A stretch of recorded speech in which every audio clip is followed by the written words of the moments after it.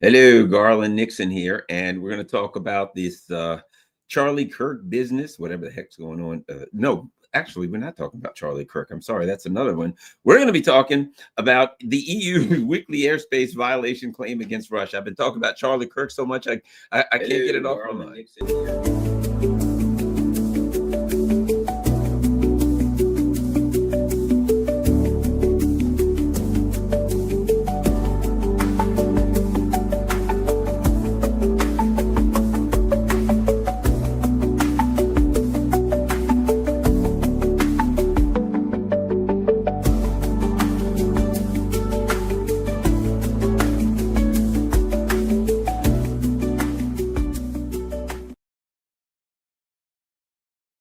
Oops. Man, I am having a tough time here. It's Saturday and it's truly a struggle. Let me see if I'm up and going on Rockfin or not. I'm not 100% sure. Let's see. Eh boy. Am I going on Rockfin? It looks like I'm not. I'm set for Rockfin. Having a struggle here. There we go. You will have to forgive me. Um, All right, you'll have to forgive me. Maybe it's because it's Saturday or something. I've been cutting the grass. I've been busy all day, and I knew sooner or later I would get in here to do some yapping. And my God, I'm all over the place. So let us get going with a word from Keir Starmer. There you go. There we go. Word from Keir Starmer. Let's get going. So what's going on here in Europe? Apparently it's like a child. If you ever see a kid, like little teeny kids, and the child does something and they see the adults laugh, right, and they're like, oh, and they're very young, and they learn, oh boy, um that'll make everybody laugh, and I can get some attention, and they'll do it over again. Your pets will do that too. They find something and you reward them and you give them, say, okay, that's great. Let's do that again, right? It's just kind of a natural thing among small children and pets and things like that. They do something, they get some kind of a reward, even if it's just a dopamine release because, hey, mommy, look what I can do, right? They'll do it ever again. Hey, mommy, watch, I'm going to do it again. Okay, let me see it, little Joey. And Joey jumps or flips or does whatever he does. And mommy goes, Bill, come in here. You got to see what little Joey's doing. And Joey and every day he wants to do that until at some point mom's like, Joey, please, if you do that one time again, mommy's going to jump out the freaking window and kill herself. Why? Because it doesn't play anymore. Okay, so what happens? Interesting. Let's go through a little timeline. A couple weeks ago, a former Polish prime minister, president, whatever the hell they are in Poland. I don't know what they got, right? But whoever the leader of Poland, former leader, U.S. puppet, so-called leader of Poland, comes out and reminisces about a time when a drone, no, it was a rocket that landed on a pig farm or something in Poland and blew up. And the Poles and the Ukrainians were saying, that's it. Article 5, World War III, we got to do this thing. We've been attacked. And he's like, well, at the time it was from like a Ukrainian air defense system. And he said, Zelensky's big dream is drawing NATO and all in to fight Russia for a big war, right? So he said this. Nothing had happened yet. A week later, what do you know? It's almost like somebody was listening and went, oh, damn, why did yeah, something flying out of Ukraine into here, the Russians, NATO, World War III, that worked. Okay. Next thing you know, a week later, now this is how it happened. A week later, oh, there's some drones flying into Polish airspace. And it's the Russians, obviously up to no good. And when we looked, they were like cardboard plastic drones that had no charge. They were like, some of them were used as decoys, some of them may be used for, I don't know, like reconnaissance, picking up signals. I think some of them were actually repeater drones, where they just bounce the signal so the other drones can connect each other. Okay. So the Poles and the Baltic lunatics and whoever else, the usual suspects in Europe, went bananas. Oh my God. Oh my God. Russia's done it this time. They done it this time. Oh, you're going to get it now, Russia. You attacked us with drones that had no explosive charge whatsoever, and had, like, at best, a little bit of electronic equipment to use as a repeater. They were basically like a cell phone repeater drone thing. Okay. And some of them were apparently decoys that were made specifically so that they would have a huge radar signal so they could draw fire. Now, what we're to believe at that point is this is supposed to be logical to us. The Russians attacked Poland and they used decoy and repeater drones. So it went from they attacked us to they violated our airspace. And they tried all kinds of things, like they're probing, as if they're probing our air defenses. If the Russians were like, gee, I wonder where the air defenses are. I got an idea. Got a great idea. Why don't we look at this incredible array of satellites we have that can look over every inch of Poland? Nah, that'd never work. That'd be exactly what they'd expect. Instead, we're going to send some drones over, some plastic drones to fly over Poland. And here's what we're going to do. Before they fly over, Belarus is going to contact Poland and tell them they're coming. That's the way we'll attack them. They never expect us to warn them first and then use drones that won't blow up and will be absolutely no kinetic threat to them at all. That's the kind of attack we're going to do. Now, here's my thoughts. I would think if the Russians were going to attack Poland, the Poles wouldn't have to guess. There'd be Oreshniks raining down. There'd be, Mr. Iskander would visit. I would think they could nuke them. They could turn Poland into a parking lot in 20 minutes. And we're supposed to believe that rather than that they were wanted to get Poland, they were out to get Poland, they were going to attack Poland, and rather than actually use an Oreshnik, actually, furthermore, it like something hit an apartment building and they were like, there we go, the Russians attacked an apartment building. And then later on they admitted, oh yeah, one of our planes was firing at a drone and its missile missed the drone and hit the apartment building. So the Russians attacked Poland, but they didn't use attack drones or missiles. And it later came out that the actual drones that were used did not have the range to fly from where the Russians would launch them all the way to where they were found. And like one of them, which was very conveniently, landed on a chicken coop. And I'm thinking to myself, yeah, and next they'll tell us that the drone climbed down off the chicken coop, changed clothes, hit a rifle in the woods, ran to Dairy Queen and all that. That's what Putin did. What he actually did when he was out to get the Polands is he set the drone on a chicken coop, just placed it there nice and tenderly. Then he climbed down off the chicken coop. They have video of him. He then placed another drone in the woods in a box, and he went to Dairy Queen like you do. There's a lot of that going around these days. You climb down off the buildings and hide an old gun, and off you go to Dairy Queen. So apparently that's what Putin did, and that greatly angered the Poles. And then they called for, oh my God, this is going to be scary, Article 4. That's it, Article 4. Not Article 5, Article 4. Article 4 is actually considerably worse than Article 5 because Article 4, they get together and talk. They have a consultation. Something totally different. Now, what they were doing before when they were meeting at Ramstein Air Base to talk about how they were going to go after Russia and all the plans for counter-offensive and offensives and long-range attacks, no, that's not a consultation. When the coalition of the willing met in London, when they met in France, when they met all over the place, Sweden, Poland, you name it, that was a consultation. No, sirree, that was, I don't know what it was. But now, Russians in big trouble because the coalition of the willing is getting together for a consultation. I know the Russians were like, oh my God, what are we going to do now? I mean, yeah, we thought we had a gigantic army.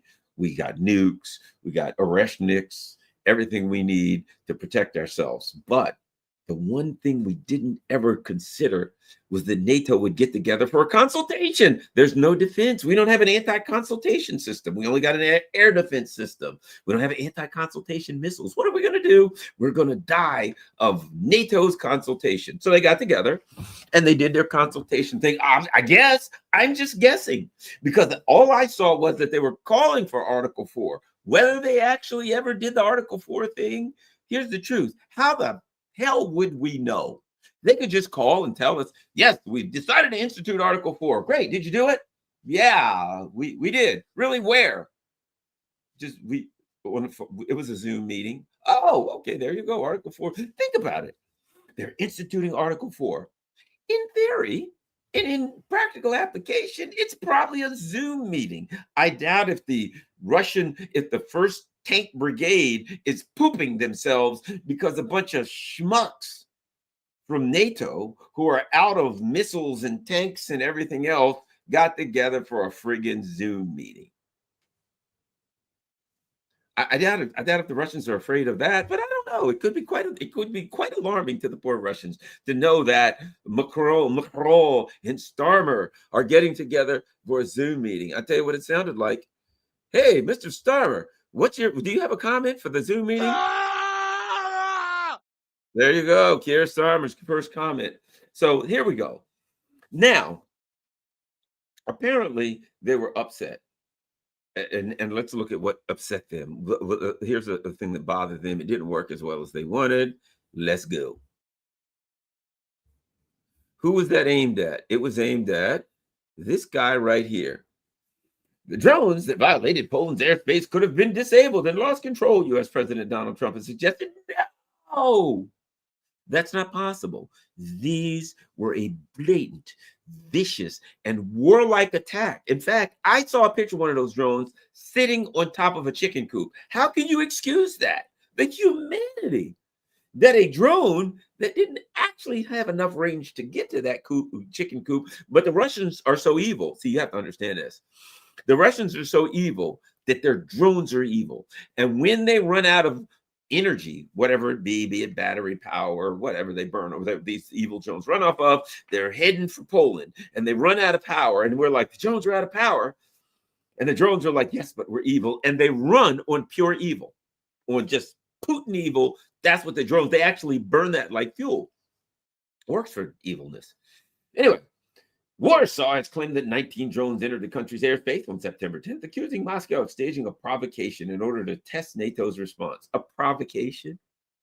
A provocation to test NATO's response. That's the stupidest thing I've ever heard. What do you do? Russia sent a bunch of drones that don't have the range to make it to this chicken coop in Poland. And they did that. Let me see if I understand this. Staging a provocation to test NATO's response. Hey, I got an idea. What? Let's go fire some drones that don't explode at a chicken coop. Okay, President Putin, hey, I'm work for you. I'm the military General Saravikin. If you say so, you are the commander in chief. I just have one question. Why? And Putin would look at him and say, I don't like chicken. I hate that stuff, man. I'm a beef guy myself. So screw them chicken coops, man. Can we blow one up or just land a drone on us? Do something. We've got to test NATO's response. What do you think NATO will do? I don't know, but I pray to God that they don't do a consultation because that's Article 4. And how could we possibly respond to that? A provocation? We're going to do something to really, really upset NATO. But the one thing we don't want is an Article 4 consultation, because then I imagine we'll just have to pack up things and Seversk and Kupiansk and all of these other towns. Look, here's what we're going to do. I want you to land that drone on a chicken coop. Now we'll test NATO's response. And if NATO does anything, we'll be good. Unless they have a consultation under Article 4. Under those circumstances, I want you to withdraw all our troops, come back. We're going to pay $1 trillion, whatever they want at that point. If they go to Article 4, I mean, we got no defense for that. They're having a consultation, probably be a Zoom meeting, and then it's over. This thing's over. I mean, my God, what chances does Oreshnik have against a Zoom meeting? Anyway, they had to, including top diplomat, multiple EU officials, including top diplomat Kaja Kallas, have called the incident a deliberate violation. Kaja Kallas, or is it Kaya? Kaya Kallas? I don't know.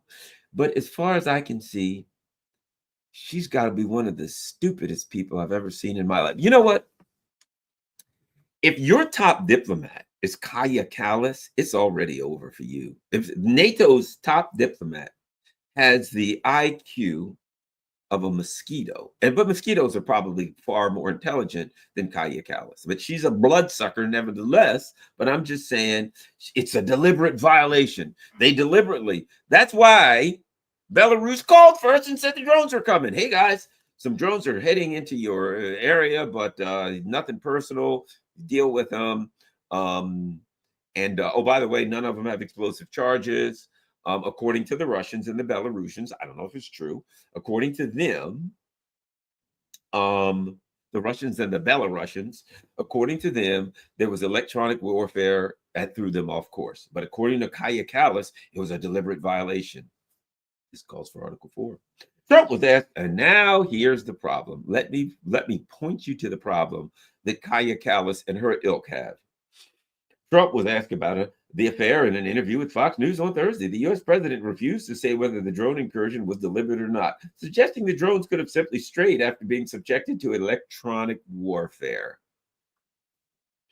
It's possible. You know, I can't comment on whether it was a mistake or not. They shouldn't have been there. Let's face it. Supposedly they were disabled. You know, they disable drones today. The great attack on a drone is disabling it, and they'll fall all over the place, Trump stated, adding that he was very disappointed by the incident. The latest of Trump's remarks on the incident differed from the statements he'd made earlier this week when the U.S. president suggested it could have been a mistake. Polish Prime Minister Donald Tusk doubled down on his accusations against Russia shortly after insisting the incident wasn't a mistake. On Friday, Polish Foreign Minister Radoslaw Sikorski said that anyone who doubts Warsaw's narrative is, listen to this, either the author or an accomplice in Russian propaganda. Anyone, you know what it reminds me of? Fauci. Anyone who criticizes me is criticizing science, Dr. Science. And according to Donald Tusk or Radoslaw Sikorski, anyone who doubts Warsaw's narrative is either the author of or an accomplice of Russian propaganda. How dare you doubt our narrative? Well, have you ever lied to us before? Well, pretty much all the time. But this time, if you disagree with us, you're literally Vladimir Putin in the flesh. Russian officials have pointed out that the drones used during strikes on military installations in Ukraine do not have sufficient range to reach deep into Poland, suggesting the incident could have been a false flag staged by Kiev. Warsaw has refused to cooperate investigating the drone incident and has dismissed facts provided by the Russian military. Maria Zarakova said on Friday, such behavior proves that Poland is not interested in knowing the truth. She said, quote, this is clearly yet another element in a large-scale information campaign aimed at demonizing Russia and mobilizing additional support for the Kiev regime as well as undermine a political settlement of the Ukraine conflict. That's what Maria Zarakova said.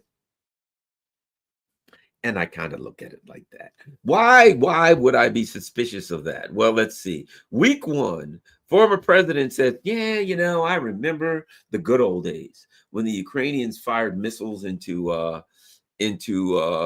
Russia, into Poland, blamed it on the Russians and tried to institute Article 5. Yes, those Ukrainians, boy, all they want is World War III. Huh? How about that? A week later, do you say same damn thing?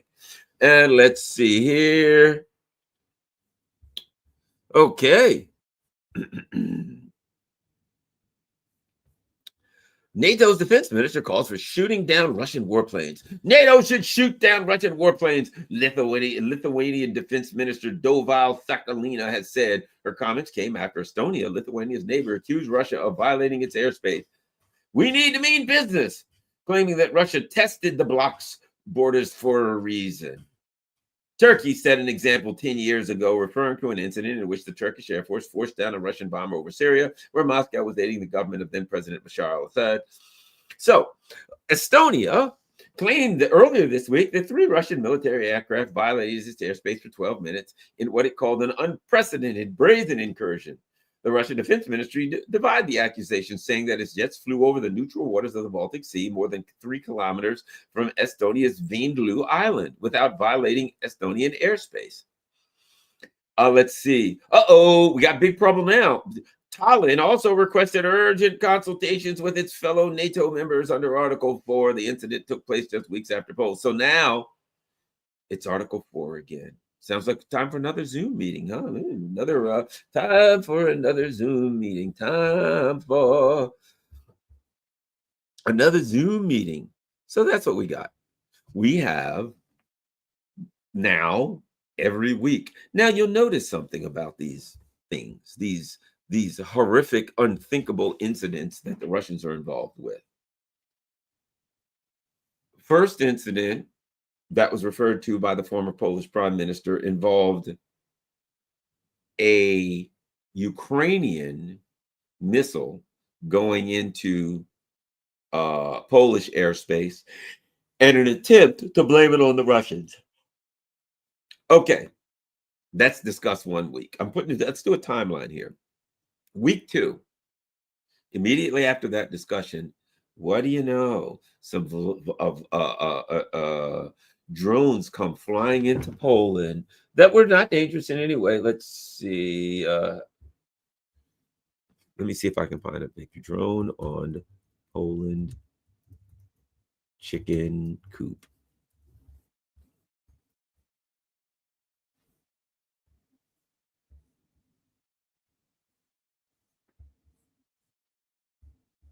There we go. Let's take a look, because that's a pretty bad violation. I'm sure we got to start World War III over this one. Polish drone attack falls apart under closer look. A photo of one of the drones said to have violated Polish airspace raises more questions than answers. The wreckage somehow landed gently on the roof of a chicken coop without breaking branches or damaging the slate. A miracle, or simply theater. More telling is the power tape wrapped around the nose fairing. Russian drones are produced by standardized mass assembly and go straight into battle. They are not reused, and there are no reinforcements or improvised attachments. Factory models are smooth, uniform, no tape, and no patchwork. This detail points to sloppy tampering. Look at this. Most likely, a previously downed drone was clumsily reassembled by non-specialists in Ukraine, is fairing tied together with tape, and then relaunched towards Poland. The goal, create another provocation. Here we go. Let's take a look. There we go. Yeah, it's a duct tape on the front of this drone that they use to attack it. There we go. Isn't that something? That's a chicken coop. Man, let me tell you something. Those Russians are good. Let's see. Let's see if I can get a better picture of that. Here. Let's go. Stop screen. Watch this. We got to get a better picture of this. All right, there you go. There you got it, guys. There is the evidence of the perpetrator. We got a chicken coop here. Now, one thing I find quite interesting, if you look at the direction that drone is pointing, and you look at the trees behind it, it must have been in reverse. And I don't know how the Russians have developed a drone that looks like that can either land straight down like a helicopter or fly past the chicken coop, then go in reverse and then fly back and back up and land on the chicken coop. I'm not saying this is a false flag. I'm just saying I would sooner believe that the operator of that drone climbed down, changed clothes. See, here's what happened. You got to understand. The way that happened was the drone operator climbed up the chicken coop, set the drone on there. Then he changed clothes, disassembled the drone, reassembled it, changed clothes again. He had a second drone. He climbed down, went into the woods, and left the drone laying in the woods. And then he texted his transitioning lover and said, "Hey, I just put a drone on a chicken coop. I saw a squad car." That's how much sense it makes to me. This makes as much sense as a guy, taking a Mauser 98, shoving it in his trousers, climbing up the side of a building, changing 3 or 4 times. Because I guess if you're going to assassinate somebody, you got to be fashion conscious. You would be dressed, you know what I mean? You got to be dressed for the occasion, climbing up on a chicken coop, as it were, shoot somebody. Then, of course, like every reasonable killer, you're going to disassemble the gun. You're going to climb down. You're going to reassemble it, put it in a box, go to Burger King, maybe a burger and fries. I don't know. Yeah, Dairy Queen has delicious fries. I got to say this. So you're going to get some fries, maybe put a little ketchup. Personally, I got to have vinegar on my fries. I'm just one of those vinegar fries kind of guys. So whenever I climb up on a building, fire a rifle, disassemble it, change, climb down the building, wander around a neighborhood for a half a mile from the crime scene, then I immediately drive straight to Burger King, text my transitioning lover, and confess everything because that's what you do, right?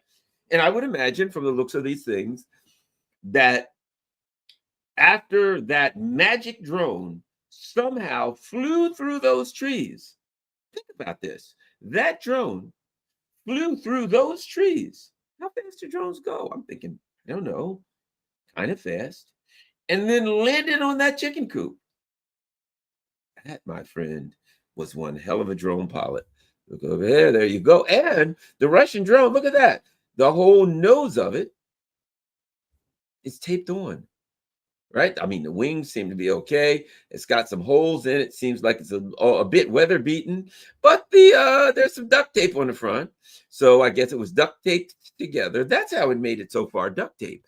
And then, of course, it landed plop there, nice and conveniently on a chicken coop. There we go. So I'm thinking that we got all the evidence we need now to know that Israel wasn't involved in placing the Netanyahu. Nobody was involved in putting that drone on top of the chicken coop. We'll probably read like Netanyahu threatened the chicken coop and offered it money a week before. But, yeah, come on. But I'll say this: there's only one way that this absurd false flag makes sense. You know why? This is why, actually, I'm going to tell you, I would look at it and say, this is ridiculous. How could somebody be this stupid to place a freaking drone on top of a chicken coop with a bunch of trees behind it and say the Russians did this? Kaya Kallas is the top diplomat or whatever for NATO or the EU or whatever. It makes sense now. If somebody that stupid is in charge, this is the kind of plan they come up with. Really, it's like an Inspector Gadget, Scooby-Doo or something, yanking off the mask and the chicken coop. Who is it? It's Mr. Putin. And I would have gotten away with it if it weren't for you pesky kids. That's Scooby-Doo level. Unbelievable. It is unbelievable. And so now they're screwed because apparently, let me find it. Let's go here and see why they're unhappy. And next week, there'll be another drone on another chicken coop. Let's see. Last week we've had Poland, we've had Latvia. Latvia's they'll have a drone on their chicken coop. Trump won't impose terms on Russia and Ukraine. Envoy, U.S. President Donald Trump will not force any conditions on either Moscow or Kiev. Well, he can't force any conditions on Moscow, but okay. Washington's ambassador to NATO, Matt Whitaker, has stated, appearing on Fox Business on Friday, that's where I got my start, believe it or not, on Fox Business. The envoy said that the U.S. president will nevertheless continue to push for a settlement in the Ukraine conflict. President Trump is going to continue to find the leverage and to find the conditions where he can bring both sides and mediate a resolution, but he's not going to set the conditions. Both sides are going to have to agree to a peace deal. Speaking to reporters on Sunday, Trump stated that while possible, a meeting between Russian President Putin and Ukraine Zelensky would be hard to arrange because they hate each other intensely. Oversimplification. The U.S. president also predicted that if the two met, he would have to do all the talking. He also accused European NATO nations of attempting to obstruct Washington's peace efforts. And by that, I would say placing a drone on top of a friggin' chicken coop is probably right there at the top of the list. So they put this, and now, where's the other one? You're going to love this. There's another one. Oh, if I can find it. Old Stub.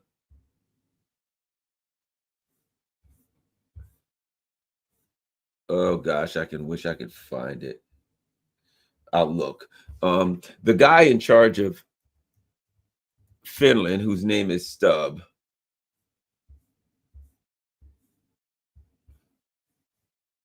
So the bottom line is, I can't find it. The so-called leader of Finland.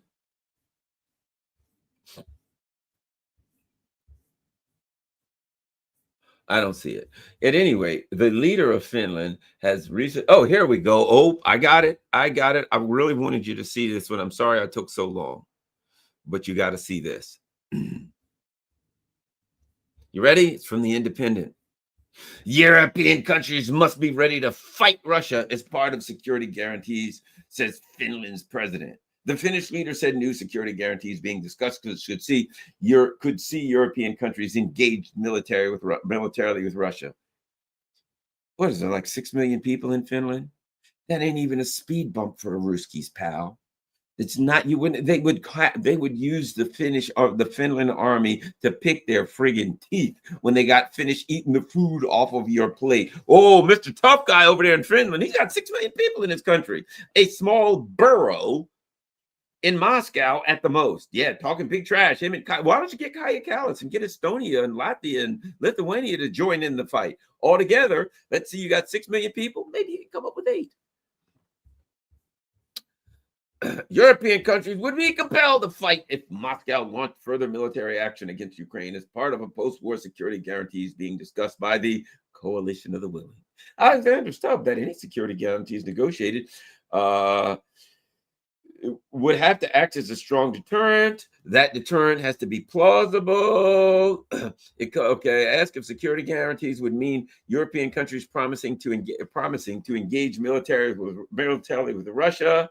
President Stubb told the newspaper that is the idea of security guarantees by definition. He said the guarantees. Now, here's the key. Now, listen to this. It's easy to say this. Here's why it's easy for him to say this. Guarantees would only come into effect after a future peace deal between Ukraine and Russia. So that's a deal. Deal, he said, a peace deal. In other words, a deal is everybody agrees on it, right? But Moscow would have absolutely no say in the sovereign decisions of an independent nation state. So they're going to get a deal, but Moscow has no say in it. Security guarantees, in essence, are a deterrent, and that deterrent has to be plausible. In order for it to be plausible, it has to be strong, and that means strategic communication. So we're not making security guarantees in the air, but we're making real security agreements, guarantees, and Russia knows that. So here's what he's saying: there will be, in the event that there's a peace deal, which will include Russia saying yes to it, but Russia has consistently said we will never say yes to European troops in Ukraine. You see, the reason this war started was because of NATO troops in Ukraine. Ukraine is not allowed to be in NATO, and NATO is not allowed to be in Ukraine. And if you try to do that, we're going to go to war. So they went to war. And NATO's losing the war. And the position of the EU is, even though we lost the war, Russia has to react as though they lost the war.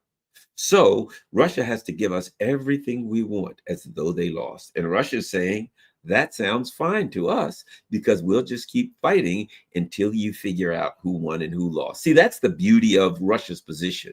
And that is the EU can have drones land on chicken coops. I don't think the Russians are scared of drones landing on chicken coops. They can claim that Russians flew into their airspace. Ain't scaring the Russians much. They can make all kinds of claims. They can say, once there's a peace deal, we're going to send troops in and we'll be ready to fight the Russians. The Russians would never. I mean, I could go state the obvious, which would be the plan would be get the NATO troops into Ukraine And then say to Ukraine, now it's time to fire on the Russians again. And when they fire on the Russians again, and inevitably the Russians fire back, then you say, oh, the Russians have attacked again, unprovoked. Look, we got a picture of a drone. It's right here on a Ukrainian chicken coop. America, it's your fight. That's the plan. America, it's your fight. And the problem is Trump, now we could talk about why. Does he want to go to war with Venezuela? Does he want to go to war in the Middle East? Does he want to go get his ass kicked by the Chinese military? I don't know what he wants to do, but maybe all of the above. But one thing is clear, and this has always been my opinion, America doesn't like to take an L. And they know that there's nothing in Ukraine waiting but a big old L.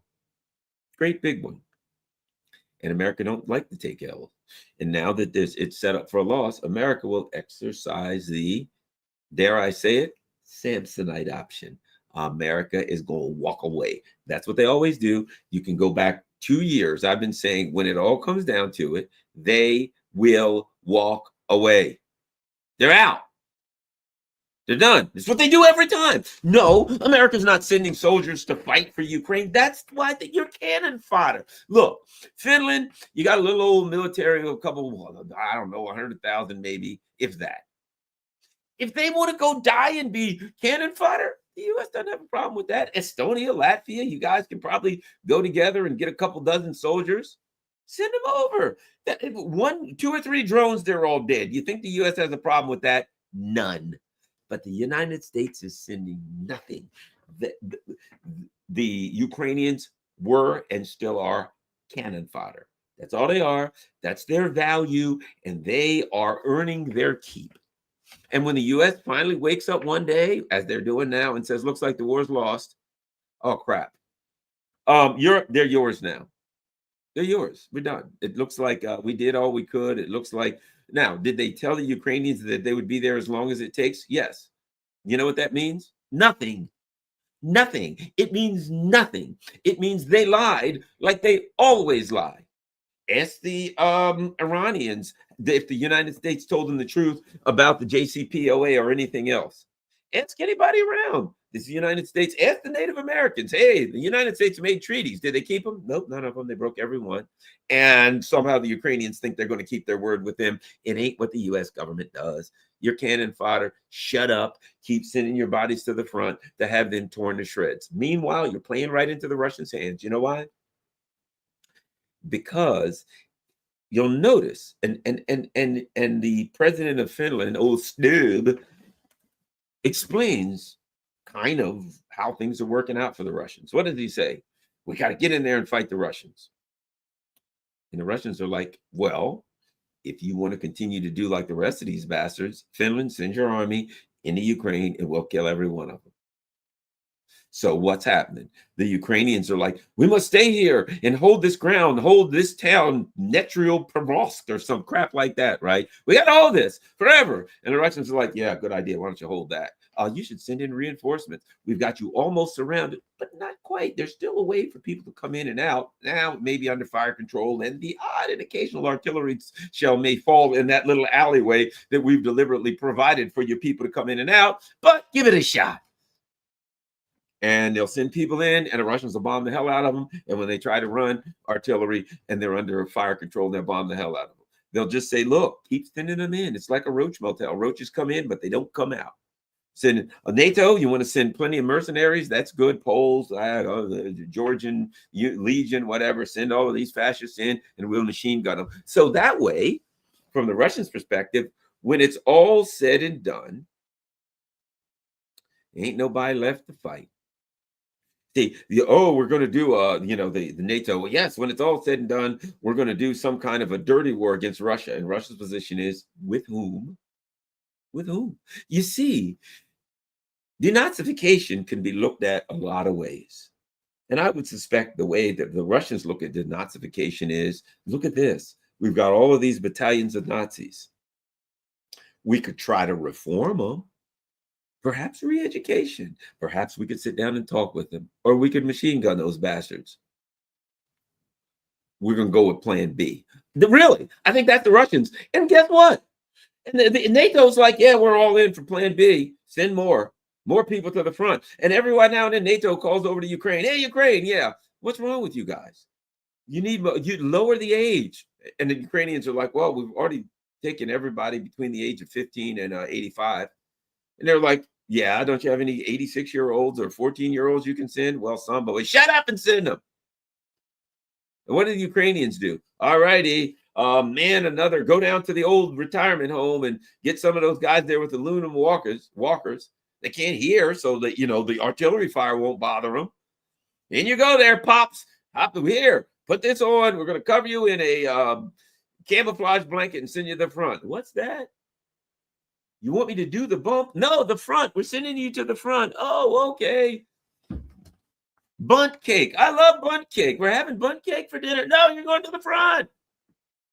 All right. But don't call me a runt. I'm not short. Yeah. That's what you're doing. Bunch of guys with white hair and bad backs. Or so young, they don't have any hair on their face at all. Off they go to the front.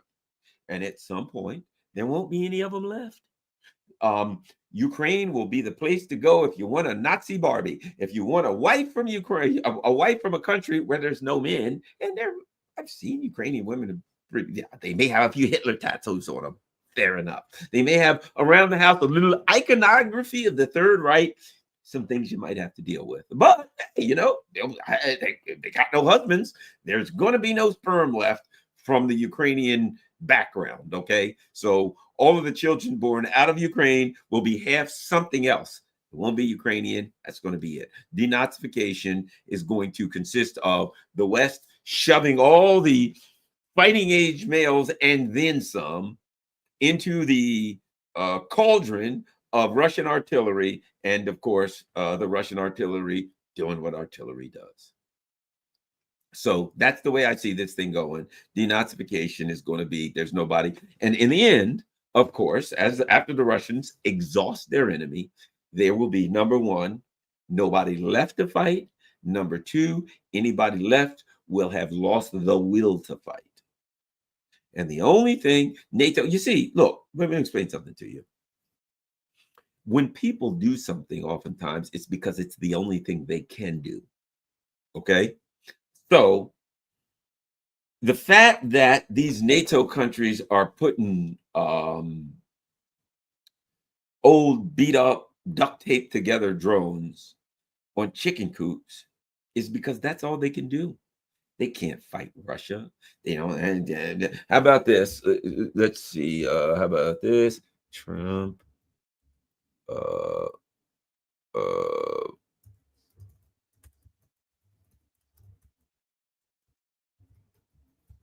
Let me see if I can find something.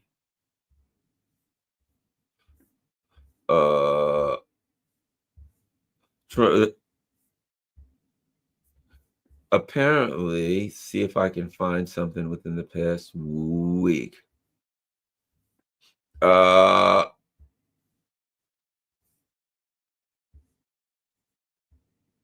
Today, here we go.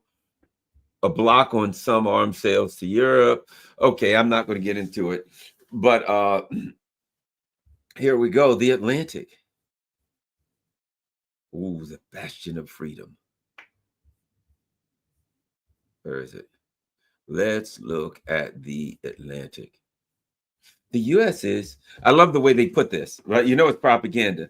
The U.S. is quietly pausing some arms sales to Europe. As part of the America First agenda, the Department of Defense is stockpiling weapons. First clue that something had changed in the U.S. approach to selling military equipment. Yeah, I like the way, just tell me what it is. This is propaganda. The first clue that I'm not trying to read a novel, dude. Just write, the U.S. is going to do this or that. To Europe came as Denmark neared a decision on the purchase of a multi-billion-dollar air defense system.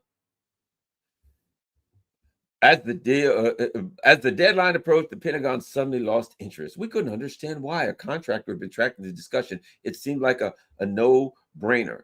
Then a call early this month Eldris Kobe said he didn't believe in the value of certain foreign military sales. According to he didn't like the idea of selling Patriots, which can intercept incoming missiles, not very well, to Denmark because they're in short supply and should be reserved for the United States to use as needed. Okay, so what's going on? The U.S. is like, dudes, now, granted, our air defense systems don't actually work very well, but it's all we got. And let's face it, if we're going to engage with Iran, I don't know if you checked, they kicked their ass last time. So the US is like, let's engage with Iran, which apparently a lot of people feel that there will be a war with Iran soon. It's possible. I don't see how they do it.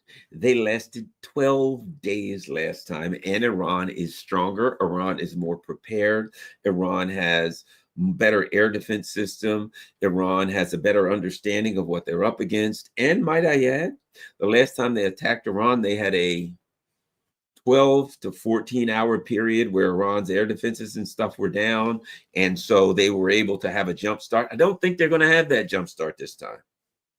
So if they want to fight Iran, they got to have a lot of air defense missiles. But Iran has a lot of, and 2 weeks, 2 weeks. And I think what Iran would do this time, for obvious reasons, knowing the issues that Israel had with air defense systems in the U.S., is they just fire so many drones and missiles and stuff. You probably overwhelm them the first several days and make them fire every damn thing they got. So whereas the last time in 12 days, the Israelis ran out, you fire that many in the first 3 days, and you make them run out within a week. So I'm sure the Iranians are going to be much more potent this time. So will the U.S. be able to attack Iran? It ain't going to be easy if they want to do it.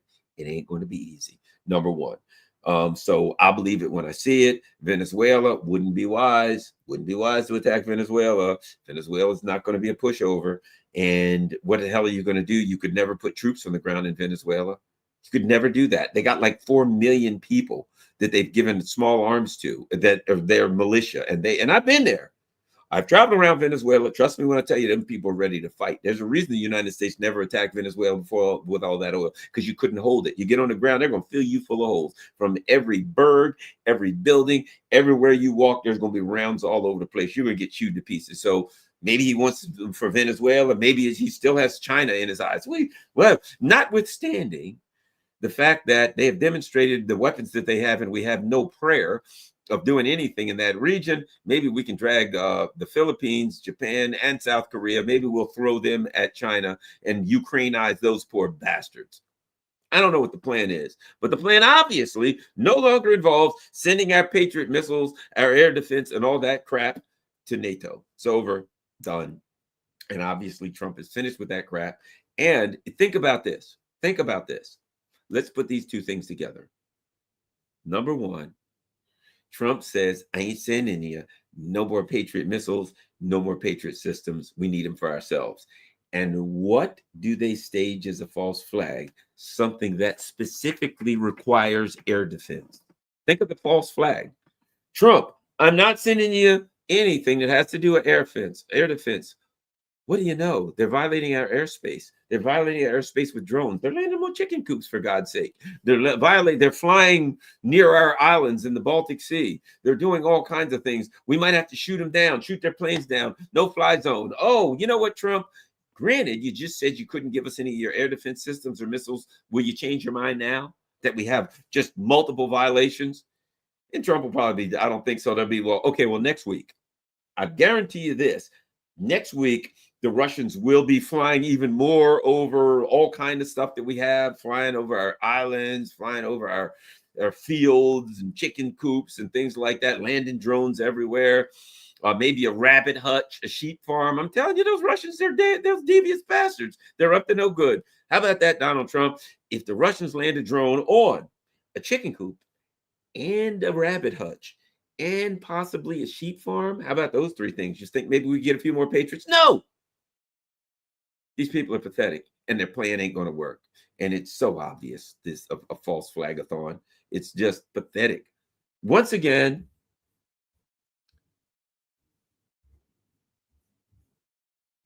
where we have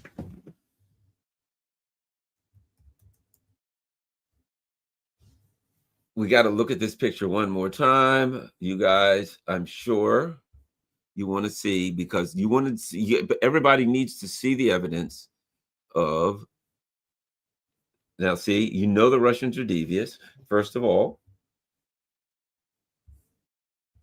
let's look at the nose cone. See that? Look at that. That looks like duct tape to me.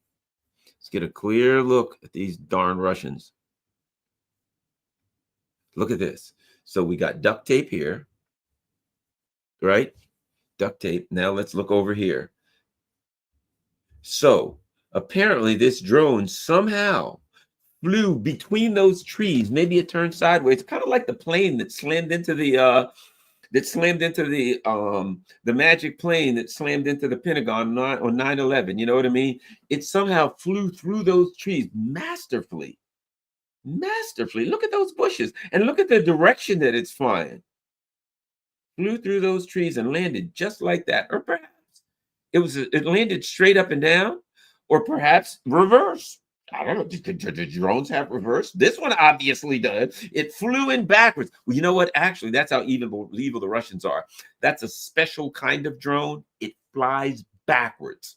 You look at that drone and you think it's going towards you, but really it flies in the other direction and backs into its enemy. Boom! Now, unfortunately, that drone wouldn't blow up because it doesn't have a charge. So the Russians did a hell of a job. I got to tell you, there you got the chicken coop. You got an old tire under there, pieces of crap. There we go. Look at that roof. Oh, geez, isn't it? What's interesting? Look at that roof.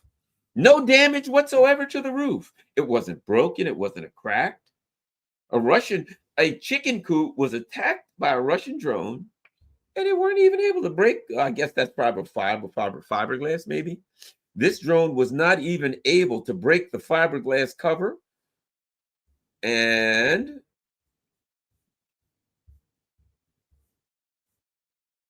see, here we go. It didn't break the fiberglass cover, but it did a fantastic job of landing.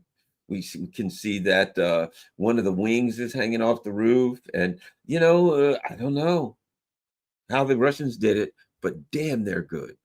Damn, they are good.